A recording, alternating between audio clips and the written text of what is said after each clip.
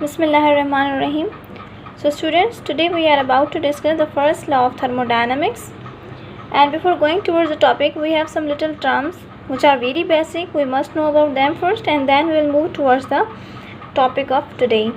So सबसे पहले हमारे पास आ जाता है thermochemical reactions. Thermochemical reactions are basically the chemical reactions which are accompanied by the involvement of heat. वो chemical reactions जिनमें हीट की इन्वॉल्वमेंट होती है उनको हम कहते हैं थर्मोकेमिकल रिएक्शंस. थर्म का मतलब होता है हीट. अब हीट की जो इन्वॉल्वमेंट होती है वो टू टाइप से होती है. या तो कोई केमिकल रिएक्शन है जिसमें से हीट रिलीज़ आउट हो रही है, या कुछ केमिकल रिएक्शंस ऐसे होते हैं जिसमें हम हीट को ऐड करवा रहे होते हैं या फिर आप कह सकते हैं कि अप्लाई कर रहे होते हैं उस पर हीट. तो वो केमिकल रिएक्शंस जिनके काज होने के साथ हीट रिलीज़ आउट हो जाए उनको हम कहते हैं एक्सोथर्मिक रिएक्शन. और वो केमिकल रिएक्शंस जिनमें हम हीट अप्लाई कर रहे होते हैं उनको हम कहते हैं endothermic reactions. These are you can say two type of thermochemical reactions. उसके बाद हमारे पास आ जाता है सिस्टम, सराउंडिंग एंड स्टेट. ये भी एक बेसिक से टर्म्स हैं जो आपको मस्ट पता होना चाहिए. Then will move towards the main topic. तो सबसे पहले आ जाता है सिस्टम. अब सिस्टम क्या चीज़ है? आप कोई भी ऐसा सब्सटेंस, केमिकल, कोई रिएजेंट आप ले लें और उसको अंडर ऑब्जर्वेशन रखें, उस पर आपने एक्सपेरिमेंट करना है, लैब में चले जाएं, तो वो आपने कोई फ्लास्क में कोई चीज़ रखी हुई है, सब्सटेंस है, केमिकल है, whatever it is, and that is under observation, under analysis, तो वो आपके पास हो जाएगा एज अ सिस्टम. और उस सिस्टम को छोड़ के, उस फ्लास्क बॉटल को छोड़ के बाकी अराउंड जितनी भी चीज़ें हैं वो सारा उस सिस्टम का हो जाएगा सराउंडिंग. उसके बाद है स्टेट. स्टेट बेसिकली आप कह लें कि collectively state are the collectively properties, कि आपका जो सिस्टम है किस स्टेट में है, उसकी वॉल्यूम क्या है, उसका मास कितना है, उसका टेम्परेचर कितना है. These little properties make some kind of state of the system, कि आपका सिस्टम किस स्टेट में है. Right, these are the terms and then we have the main topic. We have to discuss that. The statement of this first law of thermodynamics is that energy can neither be created nor be destroyed. It may only can be changed from one state or one form to another form.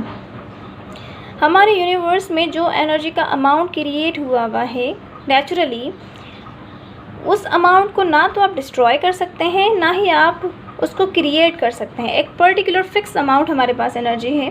आप कह सकते हैं कि इस universe की जो energy है that is totally constant.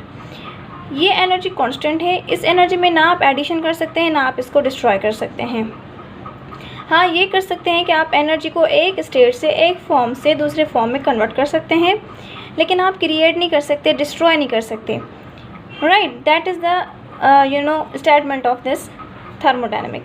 Example आप ऐसे ले लें कि कोई केमिकल रिएक्शंस ऐसे होते हैं जिसमें हम हीट एनर्जी इन्वॉल्व करवा रहे होते हैं और उसके बाद उनमें से एनर्जी ख़त्म हो जाती है, तो हम समझते हैं कि हमने एनर्जी को डिस्ट्रॉय कर दिया, लेकिन ऐसा नहीं होता. वो एनर्जी जो होती है वो सराउंडिंग में ट्रांसफ़र हो जाती है.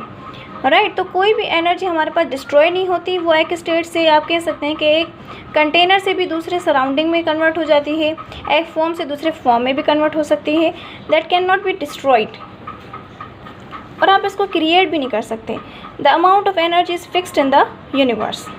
उसके बाद हमारे पास इसकी मैथमेटिकल डेरिवेशन है. मैथमेटिकल डेरिवेशन को समझने के लिए हमारे पास एक डायग्राम है. फॉर एग्जांपल, ये हमारे पास एक सिस्टम है which is an under observation और हम इसकी एनालिसिस कर रहे हैं. राइट, अब इसके पास इंटरनल एनर्जी है. It contain some kind of internal energy which is denoted by E1. हमने कह दिया कि इसकी E1 that is internal energy. Now अब इसने कुछ हीट का अमाउंट एब्जॉर्ब कर लिया फ्रॉम सराउंडिंग में से आपने इसको कुछ हीट दी और इसने एब्जॉर्ब कर ली. जब हीट ये एब्जॉर्ब कर जाएगा तो इसकी इंटरनल एनर्जी क्या हो जाएगी? चेंज.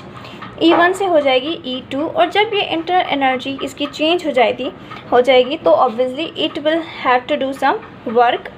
अब ये जो वर्क करेगा वो सराउंडिंग पे करेगा. इसमें एनर्जी ऐड हो गई, एक्साइटेड हो गया, तो अब ये कुछ वर्क करेगा.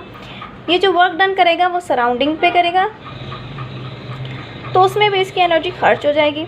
तो इसको मिला के हमने जो डेरिवेशन निकाली है कि इसकी जो internal energy in the initial state was E1, और इसने जो हीट एब्जॉर्ब की और उसके रिज़ल्ट में इसने जो वर्क डन किया, उसके बाद एनर्जी इसकी चेंज हो जाती है E1 से E2, और उसका डिफरेंस हम निकालते हैं जब भी हम डेल्टा का डिफरेंस निकालते हैं तो फाइनल स्टेट में से हम इनिशियल स्टेट को माइनस करते हैं। तो E2 is a final state, E1 is a initial state, that will be equal to the delta E। और डेल्टा E किसके बराबर होता है?